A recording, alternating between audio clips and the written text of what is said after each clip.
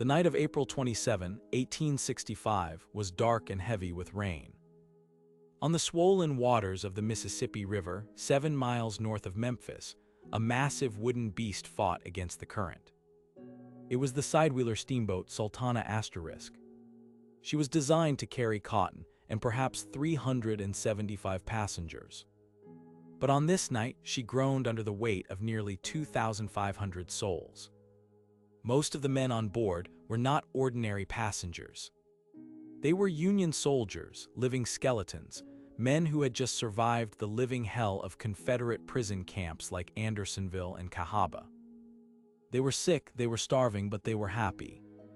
The Civil War was effectively over. They were going home. At 2:00 a.m., the boat's massive paddle wheels were churning the muddy water, pushing the vessel slowly north. Inside the engine room, the furnaces were roaring red hot.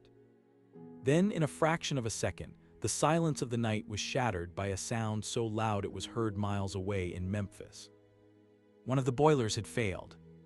The explosion tore upward at a 45-degree angle, ripping through the decks packed with sleeping men like a shotgun blast through tissue paper. In that instant, hundreds died. But for the survivors, the nightmare had just begun. This is the story of the greatest maritime disaster in United States history. It is a story of greed, incompetence, and a tragedy so profound it should be etched into the national consciousness. Yet it remains forgotten, overshadowed by the death of a president and the relief of a nation at peace. This is the story of the Sultana *. To understand how this tragedy happened, we must look at the chaotic world of April 1865. The United States was in a state of emotional whiplash. On April 9th, General Robert Lee surrendered at Appomattox. The war was over. The North celebrated with wild abandon. But less than a week later, on April 14th, John Wilkes Booth pulled the trigger at Ford's Theater. Abraham Lincoln was dead.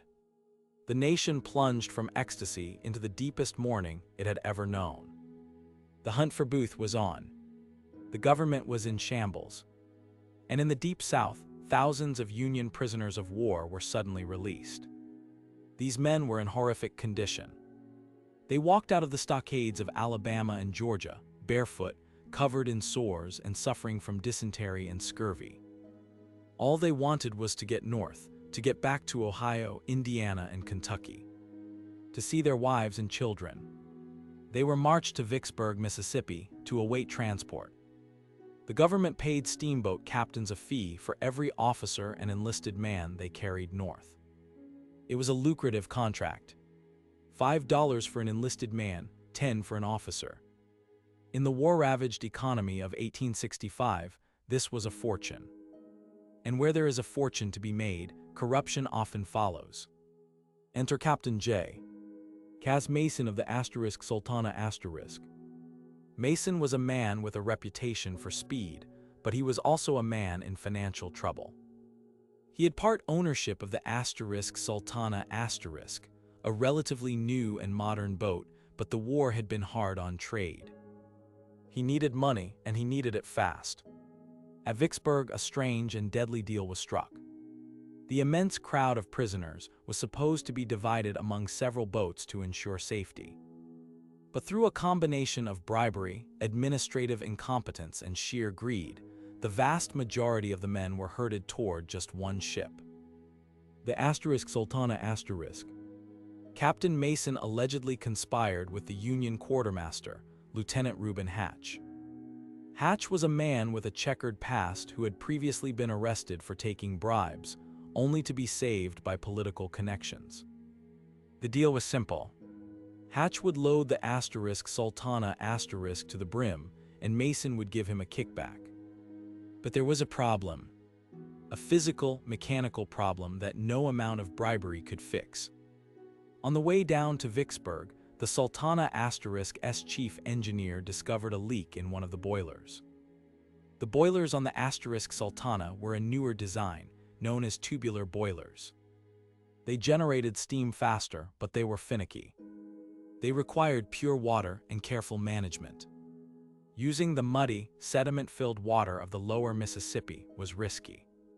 The engineer told Captain Mason the boiler needed to be replaced. That would take days. Mason didn't have days. If he waited, other boats would arrive and take the prisoners and the profit. Mason asked if the boiler could be patched. The mechanic hesitated. A patch on a burned-out boiler plate was a band-aid on a bullet wound. But Mason insisted. A metal patch was riveted over the bulge. It was a death sentence stamped in iron. The loading began. It was a scene of utter chaos. Men were marched onto the decks until there was no room to walk. Then they were packed onto the hurricane deck. Then the roof of the pilot house. The boat was so crowded that the deck supports began to sag and creak. The crew had to install emergency wooden beams to keep the upper decks from collapsing onto the lower ones before they even left the dock. A photograph taken at Vicksburg shows the Sultana at the wharf. It is a chilling image. The boat looks like a hive covered in bees. Every inch of space is occupied by a blue uniform. The official capacity was 376. When the lines were cast off, there were an estimated 2,427 people on board. That is 2,000 more than she was built to carry. As the Sultana chugged north, she was fighting the spring floods. The Mississippi was 3 miles wide in places, overflowing its banks, cold and filled with debris. The current was fierce. To make headway, the engines had to push hard. This put immense pressure on the boilers. But there was another danger. The boat was top-heavy. As the men moved from side to side to see the sights, the boat would list heavily. This caused the water in the boilers to slosh. In a tubular boiler, it is vital that the water covers the metal tubes. If the water sloshes away, the metal gets red hot. When the water sloshes back, it hits the superheated metal and flashes instantly into high-pressure steam. For 2 days, they traveled north. The mood was joyous. The men played cards, sang songs, and slept under the stars. They talked about the meals they would eat when they got home. They were unaware that beneath their feet, the patched boiler was straining against the pressure. They stopped briefly in Memphis to unload some sugar and pick up coal. Some soldiers thought about getting off, finding the crowd too unbearable, but they stayed. They didn't want to risk losing their ride home.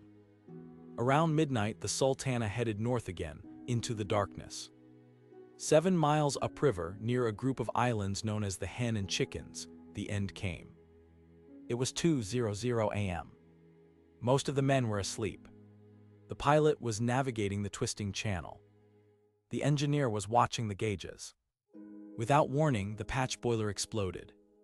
2 other boilers, destabilized by the shock, exploded seconds later. The blast disintegrated the center of the boat. The pilot house was blown into the air. The smokestacks, heavy towering cylinders of iron, toppled backward.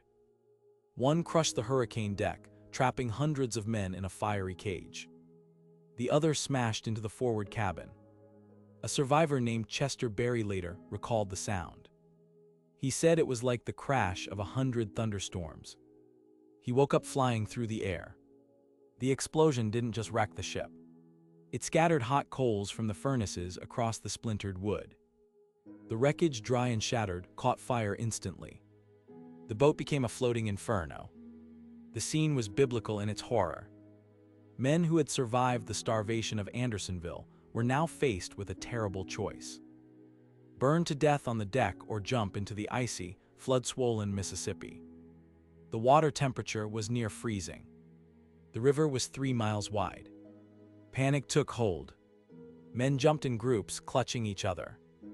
But in their desperation, they drowned one another. The river became a carpet of struggling humanity. Soldiers who couldn't swim grabbed onto those who could, dragging them down. Hundreds died within minutes of hitting the water. Those who stayed on the boat retreated to the bow, the only part not yet in flames. But the wind was blowing the fire toward them.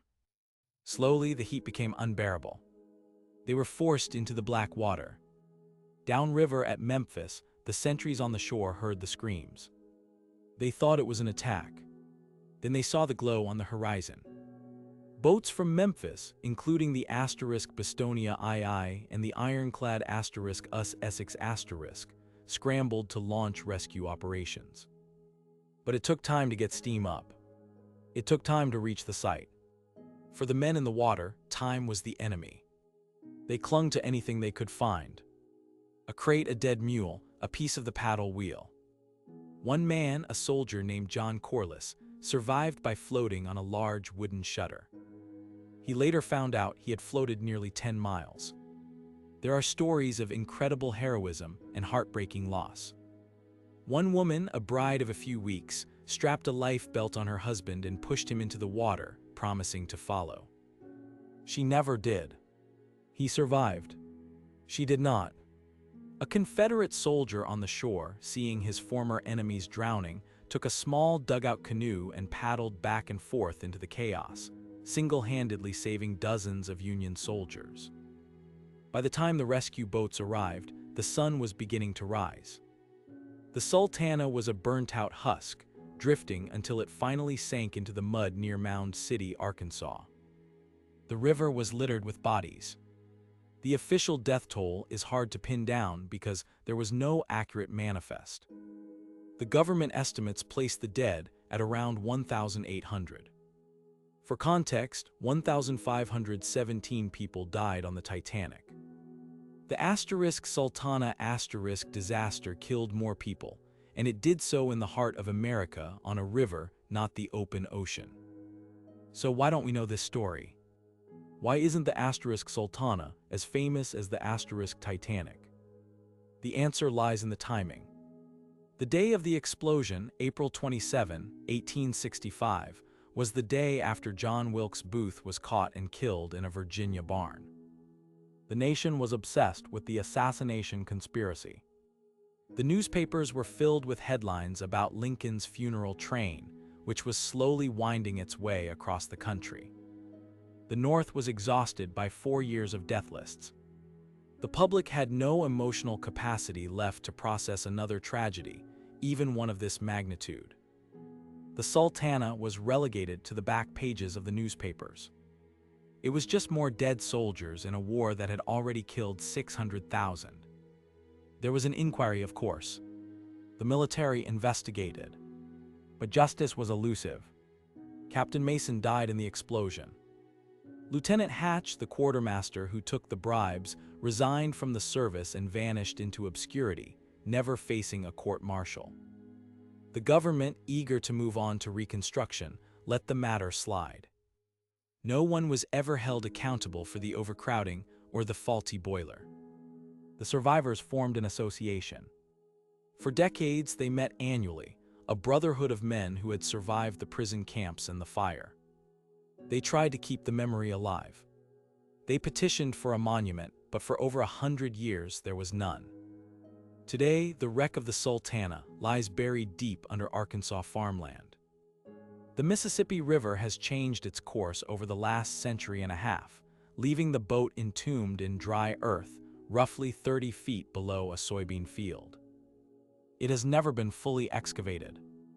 The story of the Sultana is a reminder of the cost of war, even after the guns fall silent. It is a story of how corruption can have catastrophic consequences. But mostly, it is a tragedy of timing. These men had survived the bullets of Chickamauga and the starvation of Andersonville. They had written letters home saying, "I am coming." They were within days of their front porches. They were the victims of a system that saw them as cargo, not heroes. As we look back on history, it is our duty to remember them, to pull their story out of the muddy waters of the past and give them the recognition they were denied in 1865. They were the lost soldiers of the Sultana *, and their journey is finally being told.